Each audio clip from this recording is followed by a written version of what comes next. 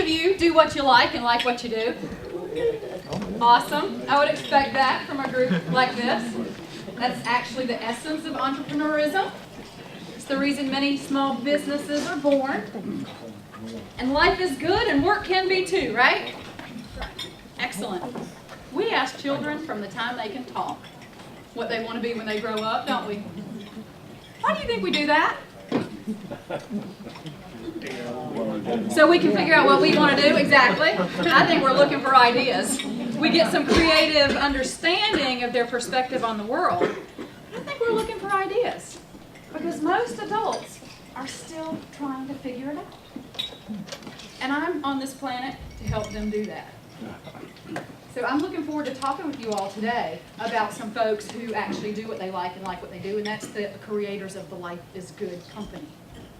And you know that question, we go from what do you want to be when you grow up to evolving to that inevitable adult inquiry you get within minutes of meeting people, which is, what do you do? Now, how many of y'all like that question? Okay, see, we're seeing what's happening here. I don't care for that question either, but we all ask it. And so when people ask me that question, I like to have fun with it. And I say things like, I watch the sunset as often as possible. I walk on the beach with my dog regularly. I work out at the Y. I play the guitar. And they're going, no, what do you do?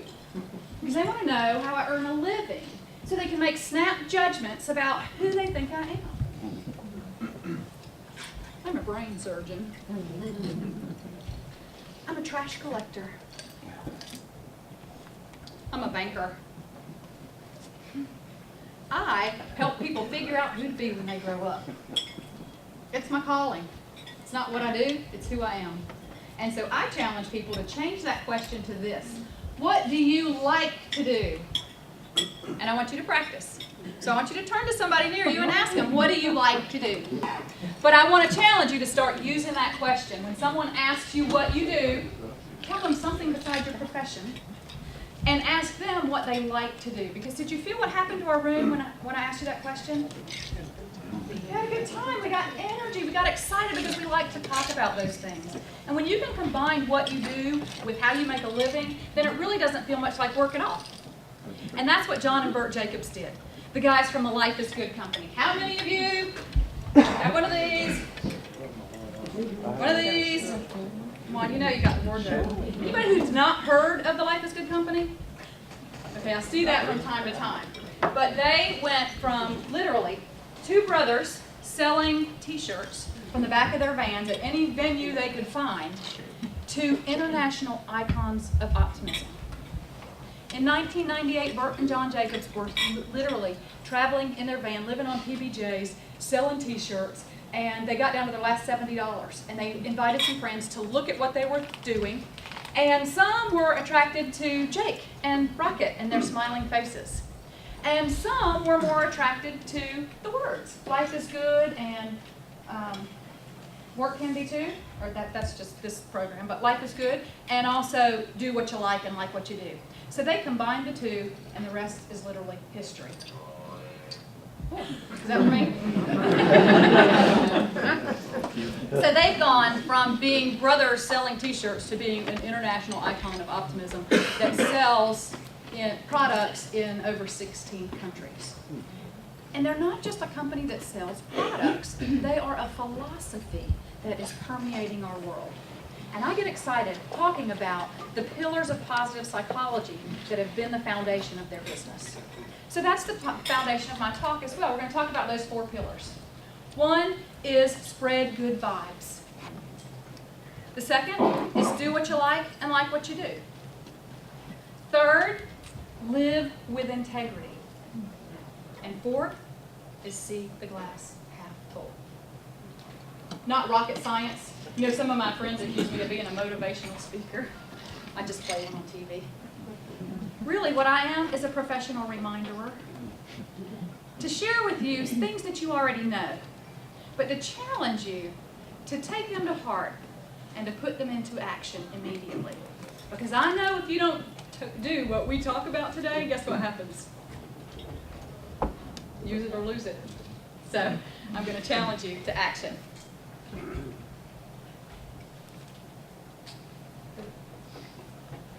That's interesting. We're missing my spread good vibes. Spread good vibes. We are all created of energy. We exude a vibe. Personally, did you feel the vibe when you came in the room? That's a little Kenny G going on, had some good food smells. And it's kind of like a ripple effect. Research suggests that we decide within seconds of feeling that vibe whether or not we want more of it. And it's what connects people or sets them apart. And your vibe is like dropping a pebble into a pond. It permeates into the people and the experiences around you. And spreading good vibes is really nothing more than simple, common kindness. A common kindness is kind of like common sense. It's not so common anymore. Smiling. Yeah. Smiling is one of the only universal languages. It means the same thing in every culture, unlike other gestures that you may want to be aware of. And you know, if you're not feeling like you can smile, then you can get a pen. If I have my pen, you can do this. And practice. Fake it till you make it. But typically, if you smile at somebody, what happens? They smile back. And if they don't, so what? You can smile at somebody else. And you feel good from the inside out. What are other things that you do? I've heard some creative ideas. Compliments. Give people compliments. And the flip side of the compliment is accept a compliment. That's a little harder to do than giving them, isn't it? Yep. No, oh no, really, it was nothing. Oh, it's old. Oh. No. Say thank you. Thank you. I was in the airport the other day and I heard this flight attendant talking to the other one and she goes, "It has been so refreshing being here in North Carolina. They're so nice in the South. They say please and thank you, and complete strangers open the door for me." She was surprised. And I'm thinking, well, yeah. That's what we do here. Thank you. What else do you do? Laugh. Laugh. Laughter really is the best medicine, isn't it? Yeah. A sense of humor heals. And I was actually at the Humor Conference. I flew out to San Diego to the Association for Applied Therapeutic Humor Convention a couple of weeks ago, AATH. It was fabulous. Our motto is laugh your ass off. And we do. And we have everything from the people who are literally being paid to be clowns every day, all day, to folks like myself who speak and write and work in the medical profession, helping people use humor as a healer, to the PhD psychologists who told us of the exciting research that tells us that it literally changes your brain and changes the chemistry in your body, and there is a direct link between humor and health and healing and happiness. And it's a choice that we all have every day. Hey, you gave me a good lead into my, we actually did the Smile Squad. I joined the Smile Squad this year on the humor convention. But I want to get a few more of your ideas before I tell you what we did. What are some other things you do to spread good vibes? Just help others. Help others, be helpful. Be helpful. Open a door, help with some Whatever. groceries, be nice. Listen. Listen, that's pretty huge. Yeah, I heard somebody talking about writing notes, saying please and thank you. Writing notes is a great way to do it. So we decided to go out and spread some cheer, spread some good vibes in San Diego. Any of y'all been to San Diego? So we walked down the sidewalk all the way to the waterfront, this entourage, and we weren't even a block away from the hotel when this guy goes, "Oh my gosh, clowns are scary enough. Middle-aged clowns are really scary." And it was really a good experiment because last year when I went to the conference, I didn't go with these folks because I thought they were weird. But this year I couldn't wait. And when we got down there, it was fascinating to see the different responses that we got. We were giving out clown noses and whistles and hats. We had all kinds of goodies, and we were being a little goofy, as you might imagine. And there were people who were running up, they were putting their clown noses on, and they were snapping pictures of themselves and snapping pictures with us. And then there were people who were not giving us eye contact because they were afraid they would catch whatever it was we had. And then there were lots of people in between who were curious and open to it, but they didn't quite know how to handle it. Most of you said, I do what I like and I like what I do. And when you do that, it shows. People know it. They feel it. But did you know that 85% of the working population is dissatisfied in their work? And that less than 50% of adults feel like they get to do what they do best every day? And even fewer of them feel like they have clear career direction. Compound that with record unemployment, outsourcing, downsizing. It's no wonder that our society is literally dying of what? Number one killer of men and women. Stress. 90% of doctor visits related to that. And stress creates heart dis-ease. Dis-ease in our hearts. Because we don't take the time to listen to what they're telling us. Your heart won't lie to you, folks. There was another guy on heart math. I just ordered that book on Amazon. It was fascinating. The power of our hearts to know what needs to be happening. But I've noticed from my experience that people tend to live life backwards. We do what we think we need to do so we can have what we think we want, so that we can be whatever it is that society or our current social circle suggests is desired. We get so busy, taking care of busyness, trying to keep up with the Joneses, that we are broke and exhausted before we realize we don't even like the Joneses. And we don't even want what they have. We spend money we don't have to impress people we don't even like. You know the deal. So here's my suggestion. I believe we have to be who we really are first, from the inside out. And we honor our authenticity, and we take action based on that, then what to do becomes obvious. And when we do it, we realize that we already have everything we need to be happy and successful. Because happiness does not come from success. Success comes from happiness. When you do what makes you happy, you are successful. Just learned Albert Schweitzer takes credit for that one. I've seen it for years, heard it for years, experienced it for years. Because I coach adults in career transition. That's a lot of adults, isn't it? When people say, what do? I say, I help people figure out who to be when they grow up. And you know what 9 out of 10 people say? I need to talk to you. Because most people are too busy to stop and think about it and to pursue their purpose on the planet. They're just looking for a job so they can pay their bills. But understanding who you are is a very multifaceted equation. And I use a model, the Highlands model. You can get this online at their website or mine.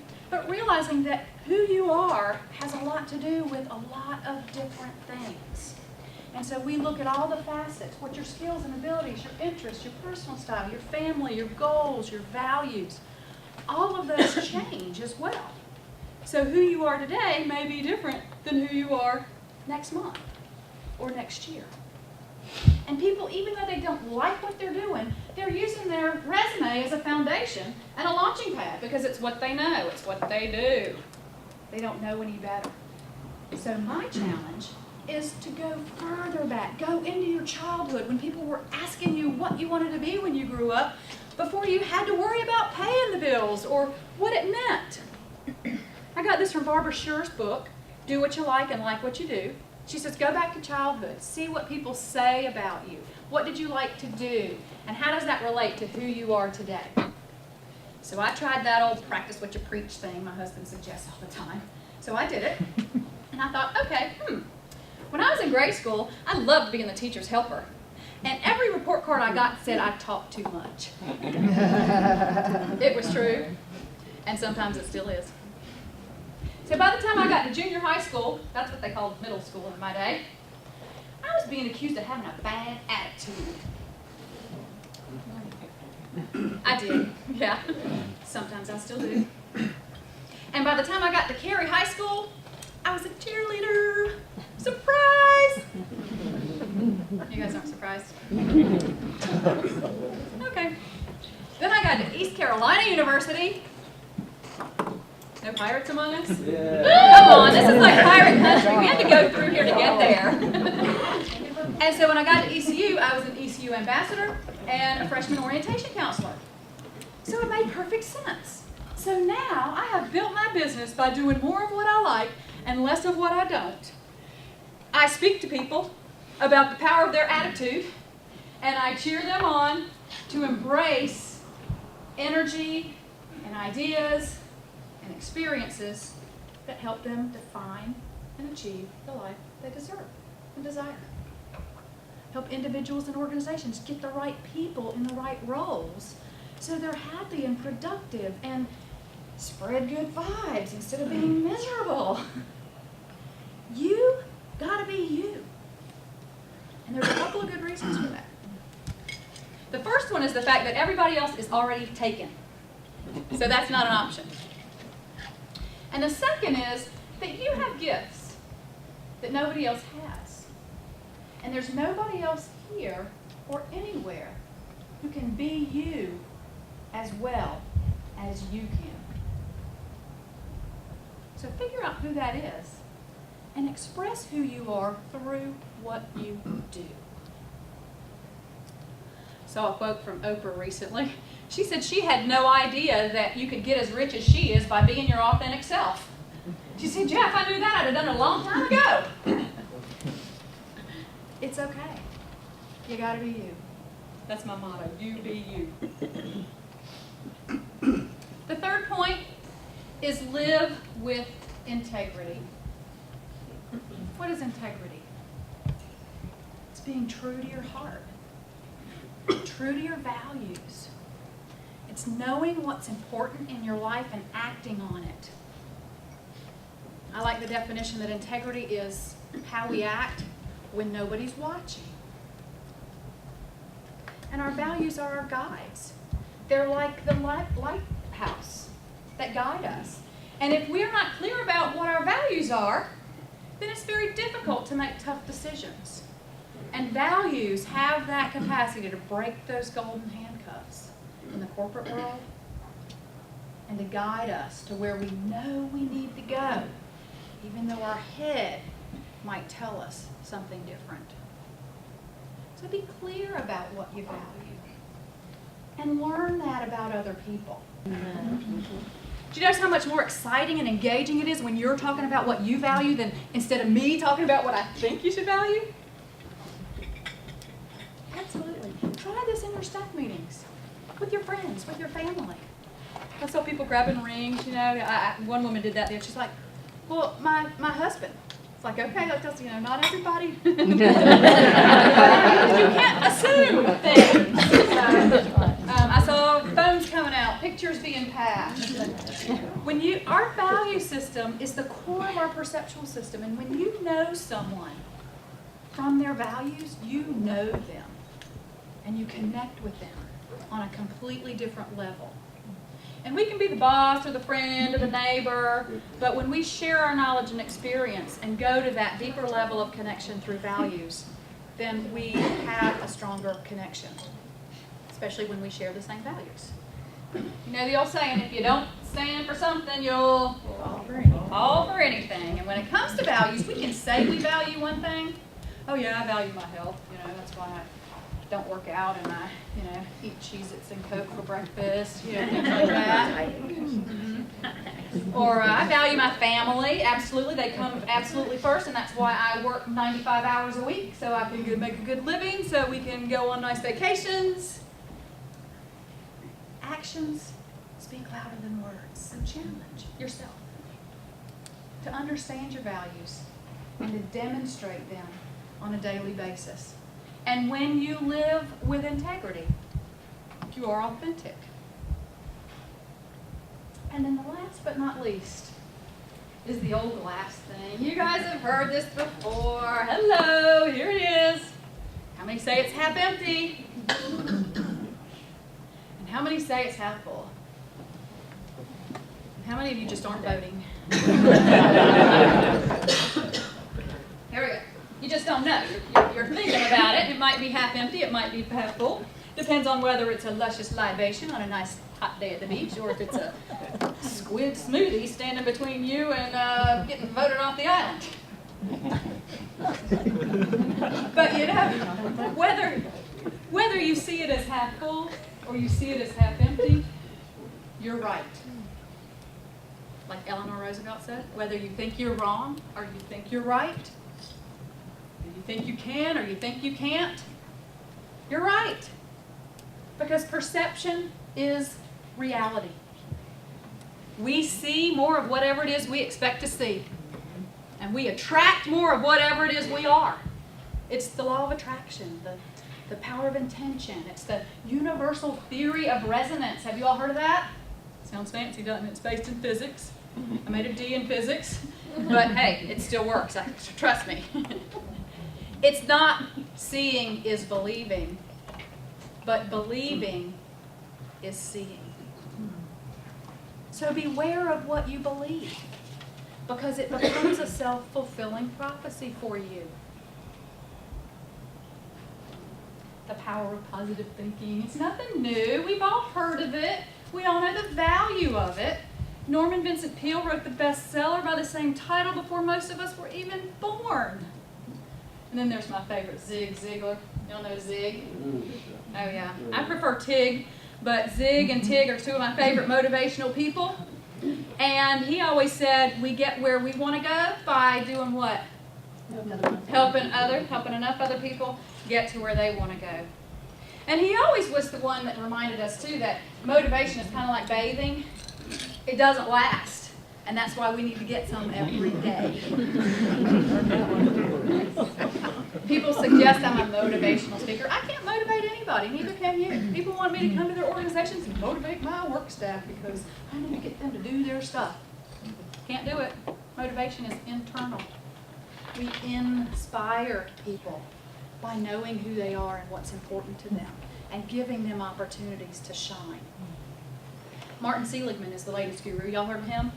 He wrote the book Learned Optimism and Authentic Happiness, both kind of reinforcing the responsibility that we all have for making that choice.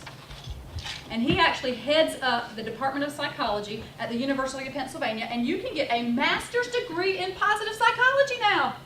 Yeah, I was excited. It's not ECU, but I looked into it and I thought, this is great. I need some further education. $42,000 a year, folks. So it worked. I am positive I'm not enrolling.